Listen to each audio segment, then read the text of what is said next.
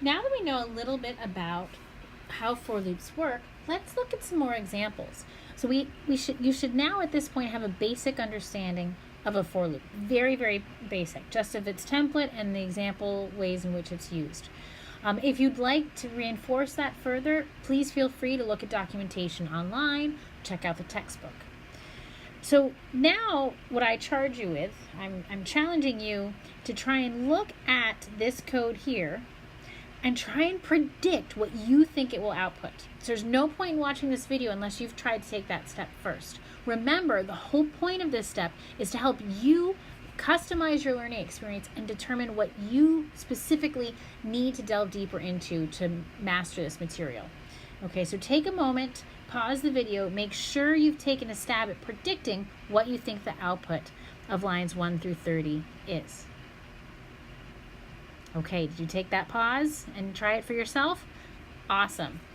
So in the first loop here on lines 3 and 4, we've got a very straightforward loop for I in range 10, print I. This looks really similar to the template we looked at in the previous example. So for I in range 10, the range function works by starting at 0 and going up through, but not including 10.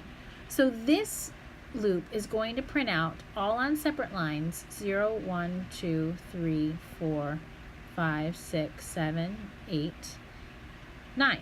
So I start at 0 and I go up through but not including 10. Great. I know it's going to print out each of these numbers on separate lines because of print I. The print function by default prints everything on a new line. So this print is going to get called 10 times. Once for 0 up through 9. All right, to make this slightly easier to read, I'm going to go back and forth between a couple different colors. Now let's take a look at lines 6 through 7. So now I'm going to start my loop range at -4. I'm going to stop, go up through but not including 7, and I'm going to step by 3 each time. I'm still printing each of these numbers on its own line. Okay, so I have for J, and then I'm going to print J. So I'm going to start at -4. Then I'm going to add 3 to it, get -1. I'm going to add 3 to it, get 2. I'm going to add 3 to it, get 5. And then when I add 3 to it again, I would get 8. But do I print out 8? No, because I go up through but not including 7. So I'm not going to print out 8. I'm only going to print out those 4 numbers, -4, -1, 2, and 5. Awesome. So those first 2 examples deal with numbers. They illustrate the 2 different ways that you can use range. Now let's go on and do some of these string-based examples. Let's try 11 through 13. Now in 11 through 13, I'm saying for letter in phrase, my phrase is equal to MoneyPython. But there's something a little bit different about this loop. Notice there's a print, an empty print at the end, and I've got end equals space. Well, remember how I said that when you print, it always puts a new line at the end of everything you print? Well, there's a way that you can customize that behavior, that you can override that behavior, and the way you do that is with end. So what this is saying is instead of putting a new line at the end after every letter, we're going to put a space. So 11 through 13 are actually going to print out MONTYPYT.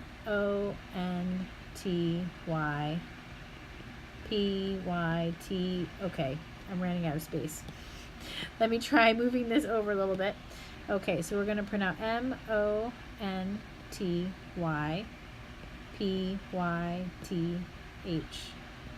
And so every letter has a space between it. It also is going to have an empty blank line. So this is going to print an empty blank. Oh, I don't want to get this confused here. I'm sorry.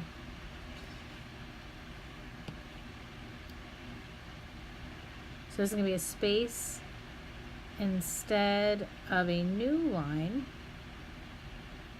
also known as a \n. And then this is going to be an empty line. Okay? Awesome.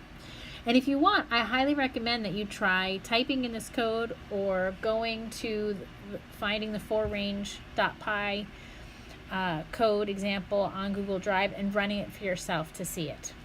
Okay? And if you weren't able to correctly predict any of these examples, before you start on these challenge loops, I highly recommend you pause the video again and take another look at these and see if you can correctly predict what they output. Then check yourself on your using PyCharm.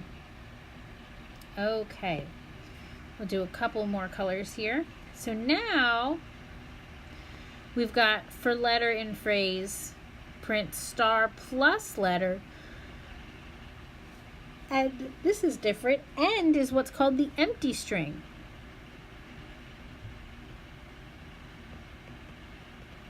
This is the empty string. Okay. Oh, but we also printed end. I almost missed that. So we had MontyPython. Then we have, oops, let me be consistent here.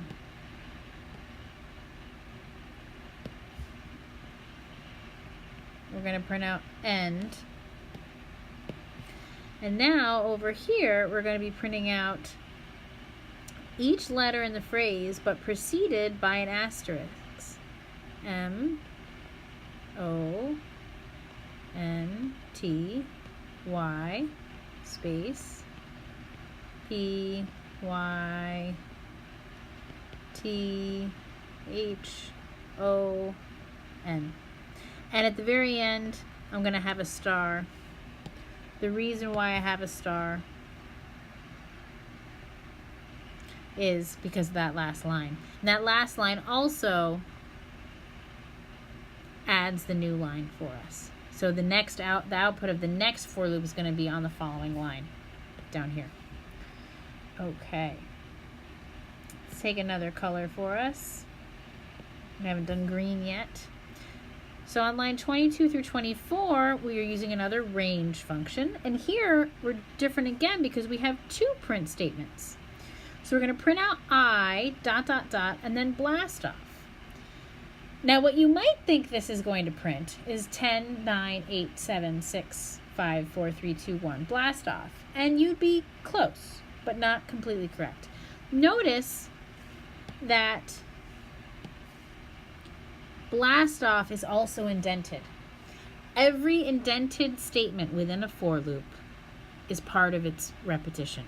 It repeats. So what we actually have here is going to be 10, blast off, 9, blast off. Okay, we're going to keep going here. I'm going to skip ahead a little bit. 2, blast off, 1, blast off. So we're not quite getting the behavior that we expect. We're starting at 10, we're going up through but not including 0, and our step is -1, so we're reducing by 1 each time. We're printing out the number followed by ... here, and then we're printing out blast off every time. If we want to fix this to be what we expected, we would move blast off and have it be indented. It wouldn't be indented at all. It would be even with the for loop. Okay, and our final loop here. Let's get one final color for us to do. Okay, we've got a loop. We've got a variable here, x. So this is a little different. We're starting with a variable. Then we've got a loop for I in range. We've got x before, and then remember we're using that shorthand arithmetic, plus equals. So this is the same as saying x equals x plus I. So we're printing out what x was. We're printing out I, and then we're printing out the new x. So what x was, I, and then the new x. Okay, so let's try to walk through what this is going to look like. Okay, so the first time through, x before. X starts off as 4. So we've got 4. Then we add I to x. I starts at -4, and then we add them together, we get 0. So this is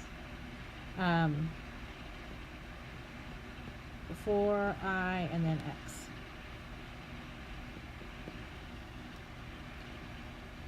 And what I'm performing right now is called a manual walkthrough. And this is the technique I teach students to be able to walk through a piece of code and predict what it outputs without using the computer. Now you might be asking me, what's the point? If the computer can execute it, why do we have to be able to execute it ourselves? Well, there's a very good reason for it.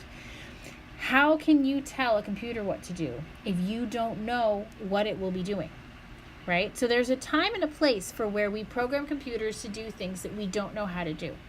Usually it's with large data sets. So when we want to take a computation that's relatively straightforward and scale it up to hundreds, to thousands, to millions of data points.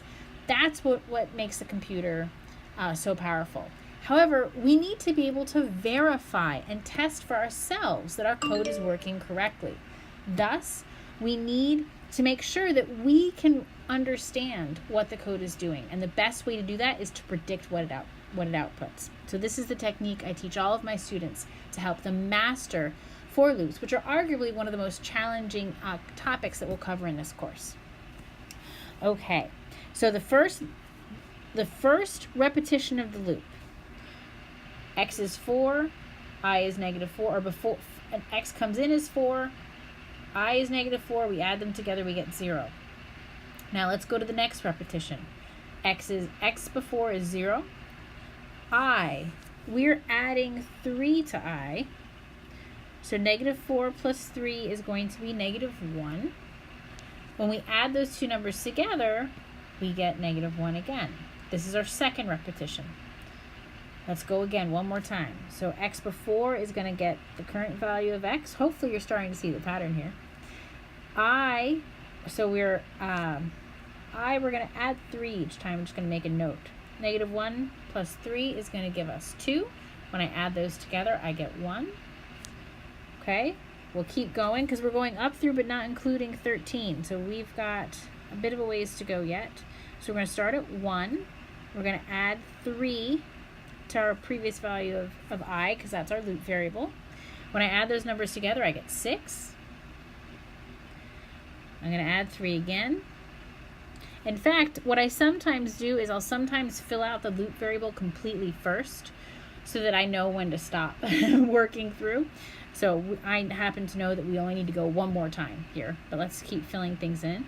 So we add 6 and 8 together because we're adding X before, or the current value of X plus I.